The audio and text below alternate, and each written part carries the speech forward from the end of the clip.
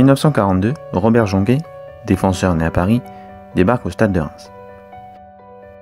Élégant sur le terrain, Robert Jonquet n'en est pas moins un leader dans l'âme.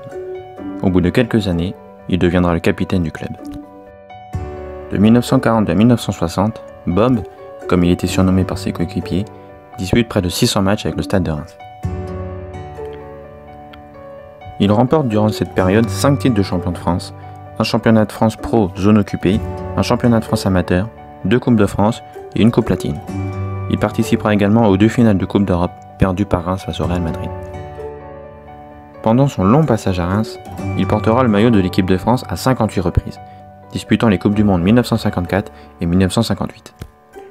Il sera d'ailleurs lors de cette dernière l'un des leaders qui permettra à la France d'atteindre les demi-finales face au Brésil. Jonquet participera même aux 90 minutes de ce match face au Brésil, malgré une double fracture du tibia péroné. Robert Jonquet quitte le stade de Reims pour Strasbourg en 1960, avant de revenir entraîner le stade peu de temps après.